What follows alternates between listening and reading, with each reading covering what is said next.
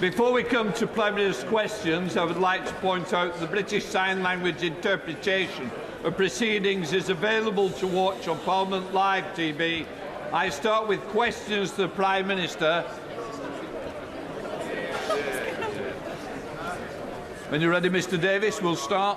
Kirsty Blackman. Here. Question 1, Mr Speaker. Here. Prime Minister.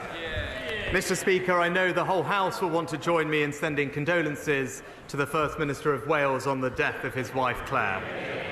I know from the warmth of the tributes made how much she will be missed. Mr Speaker, this morning I had meetings with ministerial colleagues and others. In addition to my duties in this House, I shall have further such meetings later today. Kirsty Black. Here. As the Prime Minister reaches 100 days in office this week, having pledged a government...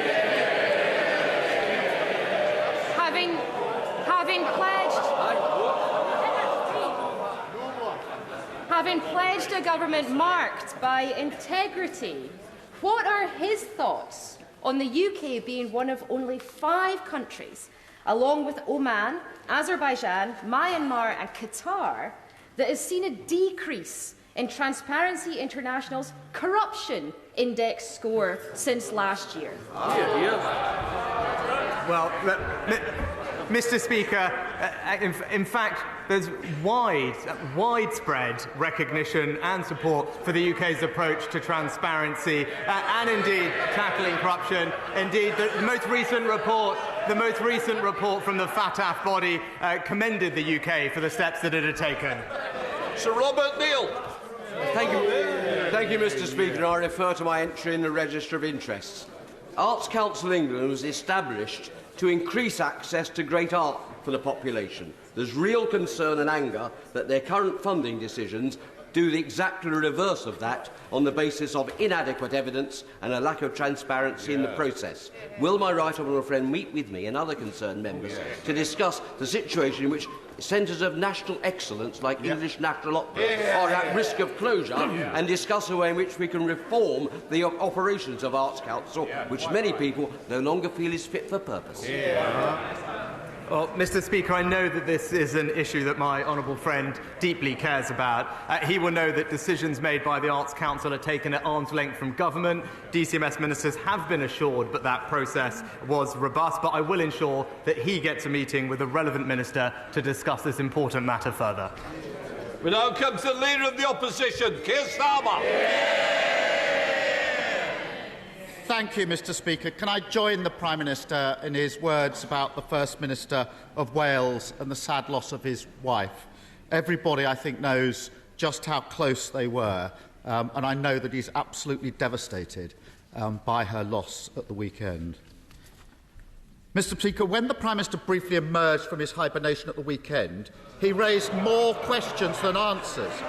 So, in the interests of integrity and accountability, can he set the record straight?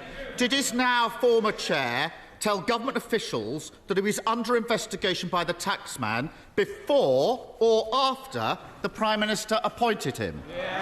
Prime Minister. Mr Speaker, I appointed the independent adviser to investigate this matter fully. He has set out his findings in detail over the weekend, and on receipt of those findings, I took action, and I refer the honourable gentleman to the independent adviser's report. Keir Starmer. Oh, come on! Anyone picking up a newspaper in July last year would have known that HMRC and the National Crime Agency were investigating months before he appointed him. Mr Speaker, the Independent, 6th of July, new Chancellor's finances secretly investigated by the National Crime Agency. The Observer, 3 days later, 9th of July, revealed officials raised flag over tax affairs before he was appointed Chancellor. The Financial Times, the next day, 10th of July, pressure bills to explain his finances. Is he saying his officials hid this information from him, or was he just too incurious to ask any questions? Mr Speaker, as I've said before at the dispatch box, the usual appointments process was followed with respect to the Minister without portfolio. No issues were raised with me at the time of his appointment, but as the independent adviser's report makes clear, there was a serious breach of the ministerial code, and that's why I took decisive action on receipt of that report. So, in relation to his former chair, his defence is, nobody told me, I didn't know, I didn't ask any questions. Is the Prime Minister now also going to claim that he was the... Order, Prime Minister. Mr Gullis, we heard enough last week. I can't hear what you're saying. I might not be able to hear what you're saying, but I can certainly see your mouth moving. It'll be moving outside if it continues. Prime Minister.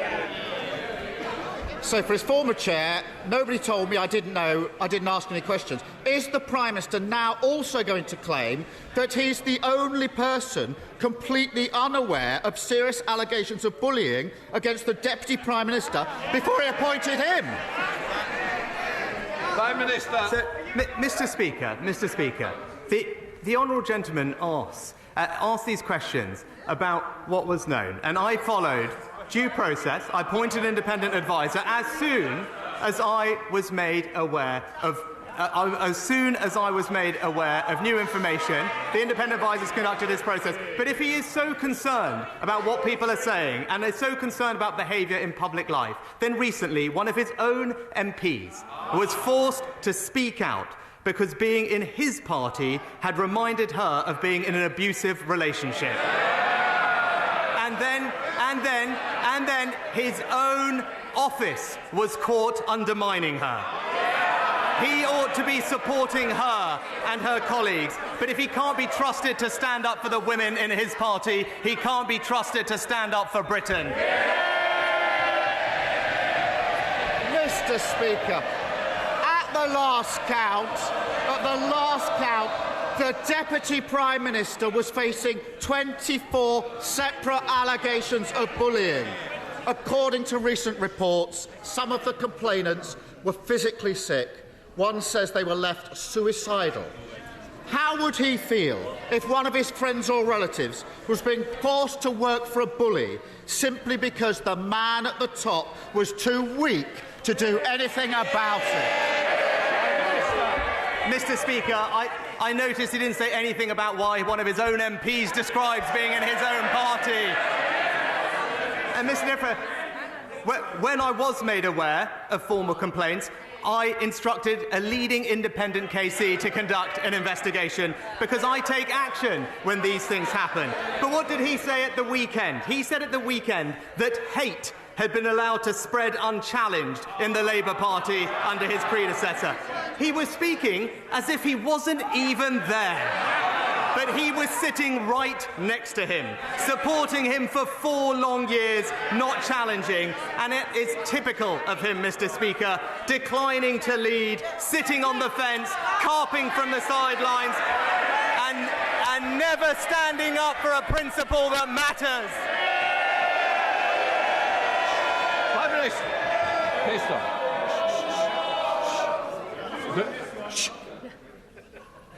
I want to hear both sides, and I'm not going to be interrupted by either side. And I'm particularly looking for people who want to continue this, because we will sort it out today. Keir Starmer. Speaker, he's just like one of his predecessors who treated questions about conduct as something to brush off, who thought that ducking responsibility was a perfectly reasonable response for a Prime Minister. At least in fairness, his predecessor didn't go around pretending he was a paragon of integrity and accountability. But on that subject, was it a coincidence that the 2 people who arranged an £800,000 line of credit for the former Prime Minister were both shortlisted for plum jobs at the BBC and the British Council? Prime Minister.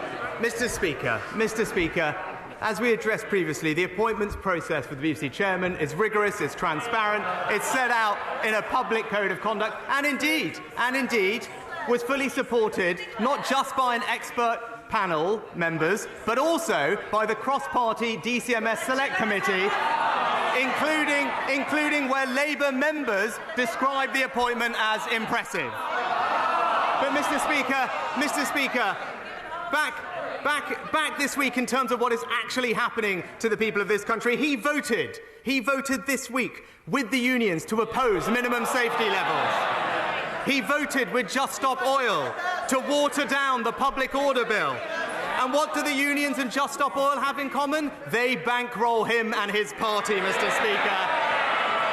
So while he sides with extremist protesters and union bosses, we stand up for hard-working Britons and school children.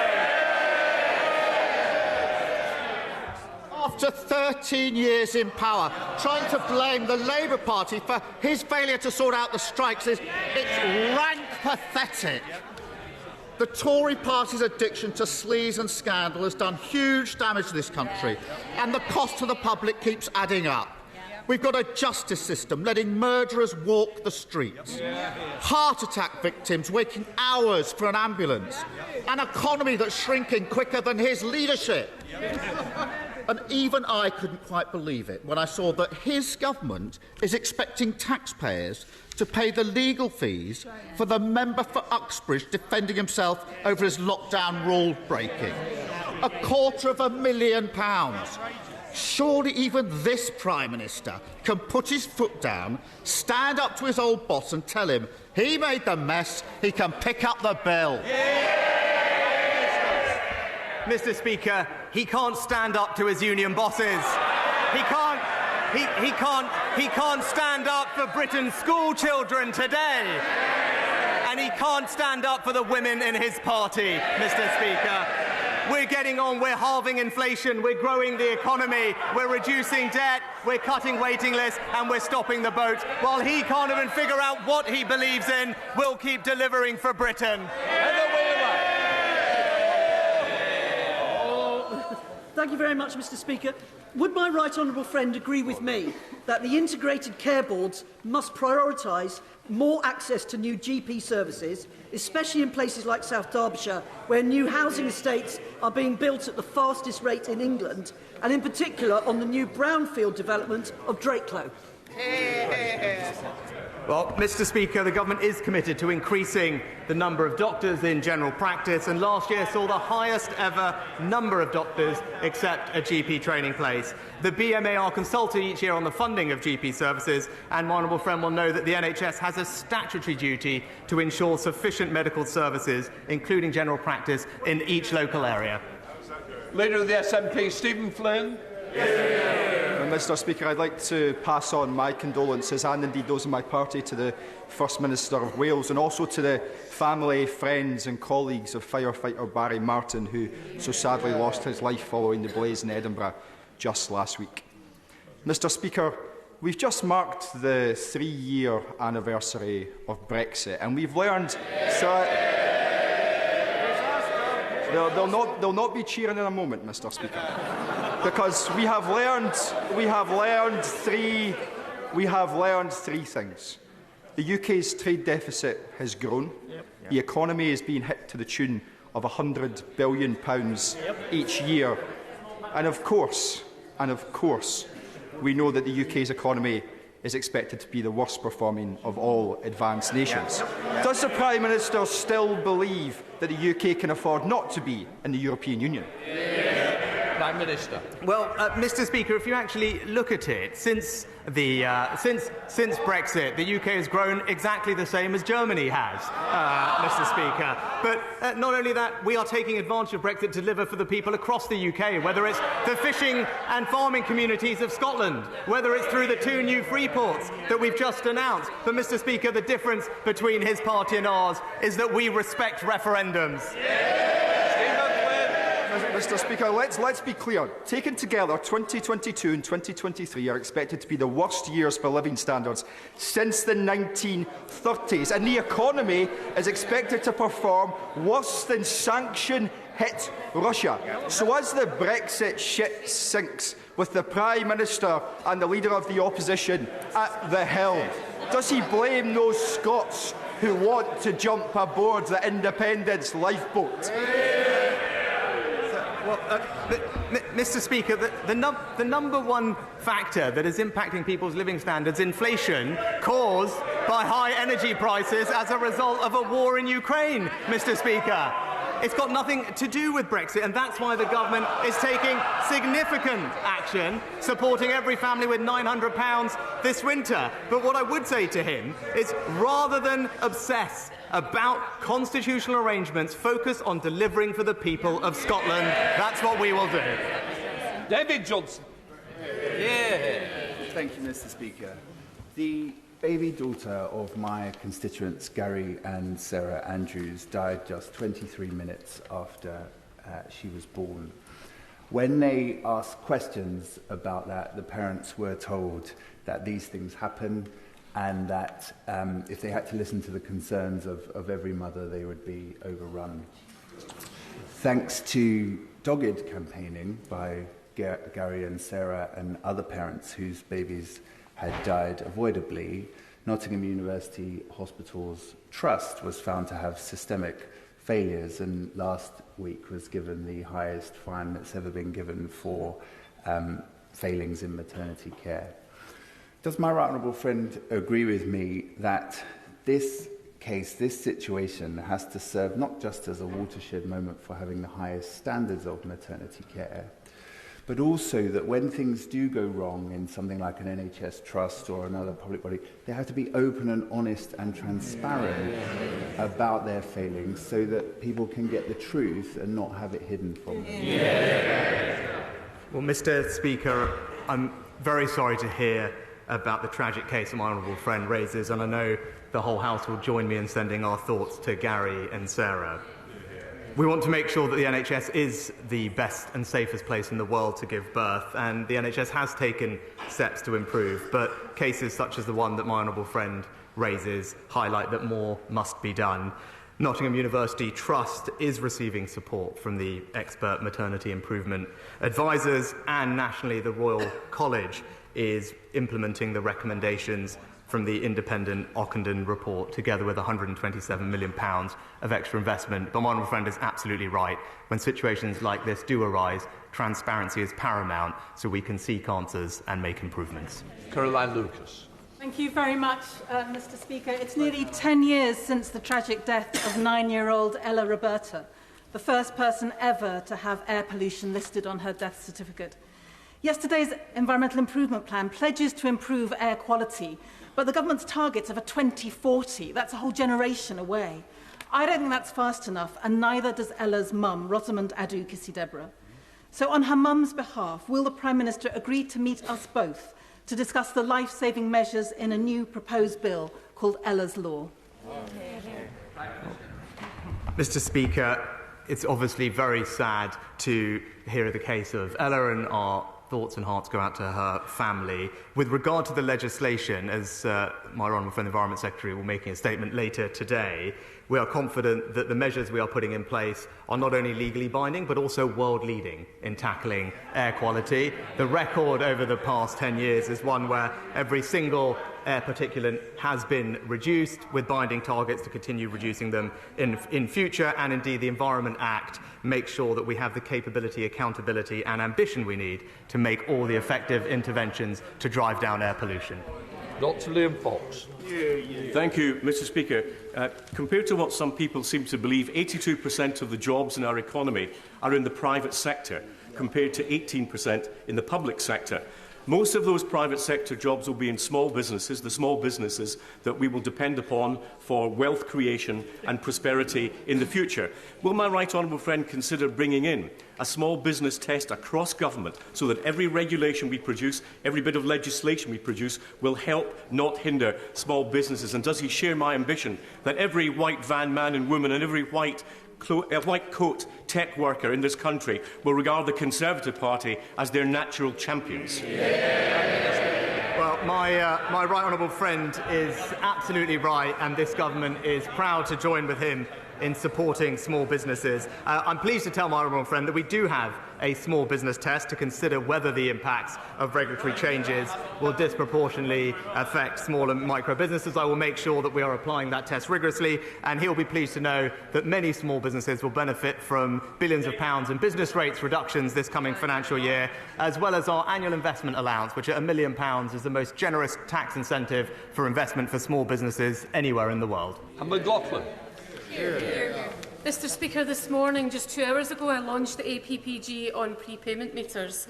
I did so because most people on these meters are on very low incomes, and yet they pay more per unit of energy than the Prime Minister does. They pay higher daily standing charges than the Prime Minister.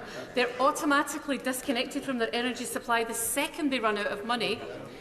And perversely, right now, record numbers of people are being forced onto them by the energy companies. Can the Prime Minister even begin to imagine how terrifying that moment is when the lights go out and everything shuts down? And will he agree with me, rather than reading out, please, what he's got written in front of him, will he just agree with me that what I've just described is completely unfair? Well, Mr Speaker, the government does recognise the challenges facing those on prepayment meters, and that's why the government is taking action. The Secretary of State has set out 5 very specific points on prepayment meters, energy suppliers being spoken to make sure that they treat customers with the respect and flexibility that they deserve. And finally, Ofgem have announced that they are launching a review into supplier practices in relation to prepayment meters. But all of this, Mr Speaker, comes on top of the considerable financial support that this government has provided to help people with their energy bills, with more of that support being targeted at the most vulnerable families in our society. McLean. Thank you, Mr Speaker. After 8,000 residents of Redditch signed my petition to bring back chemotherapy to the Alex, the Trust reversed their decision to leave it at Kidderminster permanently. A fantastic win for our town. And I'm grateful to the local acute trust for listening so carefully and changing their mind. So does the Prime Minister agree with me that it's right that the acute trust can change its mind on the provision of maternity and paediatric services so that women can give birth in our wonderful town of Redditch? Well, Mr Speaker, my honourable friend has clearly been a fantastic advocate for the Alex and for her constituents. We have awarded £10.5 million to the local trust, and I understand that some of that funding is being used to improve maternity and paediatric services at the nearby Worcestershire Royal. My honourable friend will know that these operational decisions are being made by integrated care boards, and I know that she will continue to make her views known. Andrew Gwynne. Mr Speaker, if I had £1 for every time I'd heard the Prime Minister's weak excuses, I'd be able to pay the former Chancellor's tax bill. Because it was last July that it was reported that the National Crime Agency had investigated the Right Honourable Member for Stratford-on-Avon. The then Prime Minister knew. The media knew. We all knew. It's inconceivable that the current Prime Minister didn't know. So why did he choose to ignore it? That's right. Mr Speaker, I appointed an independent adviser to fully examine the matter, establish facts and report back. That's the process that the party opposite called for. That's the process that we followed. John Penrose. Mr Speaker, 2 years ago the Prime Minister commissioned me to propose 30 ways to boost growth and make Britain the most competitive country in the world. So far we're underway with about half of them. But some of the most valuable, like reforming ponderous and expensive utilities regulators or building on our international lead in open banking, haven't moved at all. So will he meet with me to discuss how to channel our inner Nigel Lawsons and unblock the arteries of our economy with low-cost, pro-competition, supply-side reforms? Prime Minister. Mr Speaker, my honourable friend has a long track record in advocating for and implementing policies that increase our competitiveness and reform the supply side of our economy. His report was fantastic, and I look forward to meeting with him to discuss them further and help drive growth in this country. Catherine West. Mr Speaker, ambulance waiting times are out of control. My constituent contacted me regarding her 93-year-old mother who lay collapsed on the ground at home for 17 hours and then queued for 13 hours to get into the hospital. And yet on Monday, the Prime Minister said he had his fingers crossed that ambulance waiting times would be reduced. Does he really think that's enough? Well, Mr Speaker, if the Honourable Lady actually looked, we published on Monday a comprehensive plan to reduce wait times in A&E and with ambulances, backed with more funding and reform of the system, more beds, more ambulances, more staff, And indeed, Mr. Speaker, it was a plan that was warmly welcomed by all of those working in emergency care and the ambulance services. They recognise that this plan will deliver reduced waiting times and improve care across the country, including in Labour-run Wales, where there are some things we can benefit them from. Jerome Mayo. Mr. Speaker, if you grow up in Norfolk and you want to be a dentist, the nearest place you can train is in Birmingham or in London. So it's not really surprising, is it, that in Norfolk we have a dearth of dentists, whether it's NHS or private. We also know that where there is a dental training school, more dentists end up working locally. So will my right honourable friend agree to look again at the benefits of establishing a dental training school alongside the excellent medical school at the University of East Anglia? Well, Mr. Speaker, my honourable friend will know that there are around 400 dentists with NHS activity in Norfolk and Waveney. But he's right, the Centres of Dental Development build on the existing local infrastructure to help retain and recruit dentists. And I would advise him to encourage his local integrated care board to look at proposals for one of those centres in his area. Mary Kelly Ford. Thank you, Mr. Speaker. The Prime Minister once said that he didn't have any working class friends. So we may not be aware that today 500,000 hard-working people are on strike, including in his own constituency. Tory Britain isn't working. Is the Prime Minister going to get a grip and negotiate with working people, or does he intend being remembered as the PM who silenced and sacked hard-working nurses, paramedics, teachers, rail workers and firefighters in a cost-of-living crisis?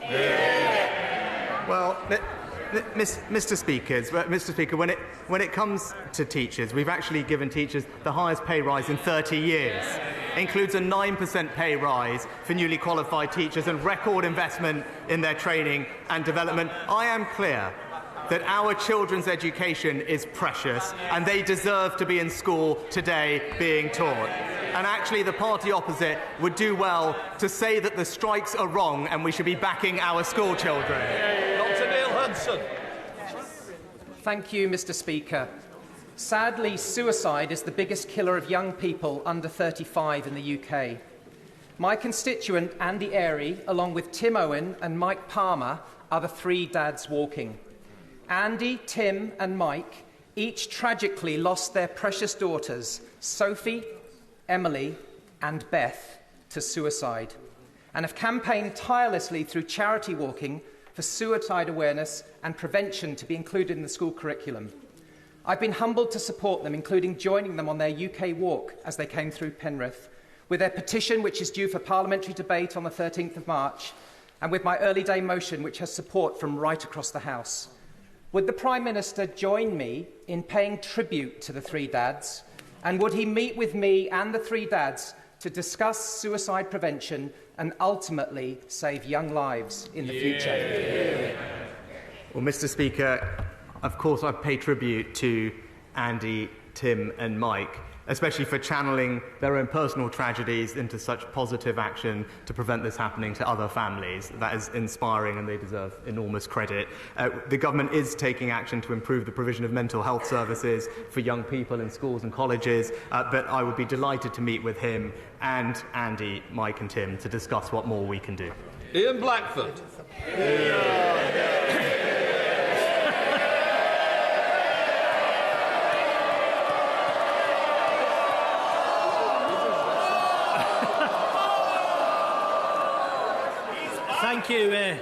Thank you, Mr. Speaker, and thank you for that welcome. Ordinary people didn't need to hear an IMF forecast to understand that the UK economy is the worst performer amongst the leading nations in the world. They live with it every day. People know their energy bills are through the roof.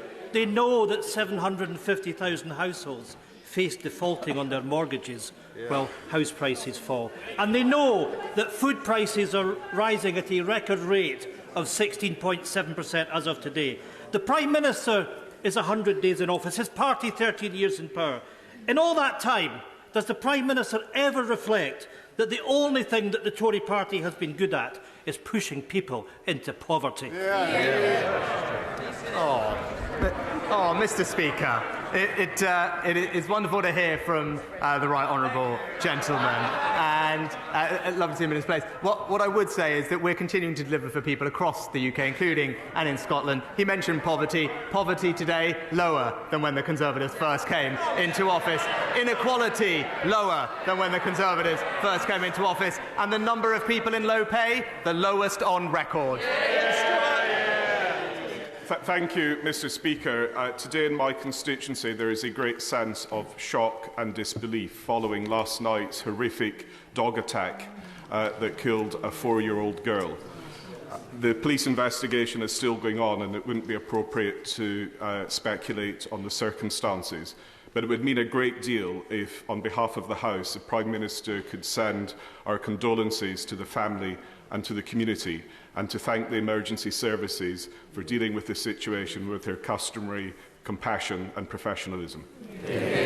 Prime Minister. Well, I thank my honourable friend and send my condolences, and I'm sure the whole House's condolences, to the girl's family and the community after this horrific incident. And I join him in thanking the emergency services. They have responded rapidly and professionally, and I know that my honourable friend himself will be supporting them and his constituents during this difficult time. Christine Jardine.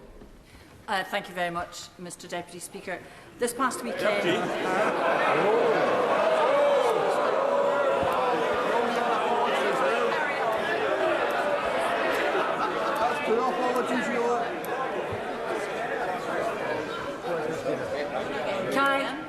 Can I blame the pain? Can I blame the painkillers, please? Apologies, Mr. Speaker, and thank you. This past weekend, I visited a charity which was hosting an exhibition in my constituency about metastatic breast cancer, which claims 31 lives each day in the United Kingdom. And the women there asked me to convey at the first opportunity to the government the need for more awareness, more support, more research and more drug availability. Can I ask the Prime Minister if he will do that, if he will help to bring that support? But also, I have written to the Scottish Government asking for their support, if in his next meeting with the First Minister he would mention it to her. Well, Mr. Speaker, can I pay tribute to the charity that the Honourable Lady mentioned and for the work they do? She's absolutely right. Awareness is key in tackling and identifying breast cancer symptoms early. One of the reasons why we're investing more in diagnostic screening tools to make sure that we can detect more cancers earlier and treat them and ultimately save people's lives. I would be happy to pick up this particular topic with the First Minister when I next speak to her and ensure that we are working together to improve cancer services for everyone, regardless of where they live in the UK. Thank you, Mr. Speaker. In the United Kingdom Government's negotiations with the EU regarding the Northern Ireland Protocol, would the Prime Minister kindly confirm to the House that the sovereignty of the United Kingdom and its 4 nations will not be compromised? Mr. Speaker, I can give my honourable friend that assurance. I know this is something that he cares passionately about.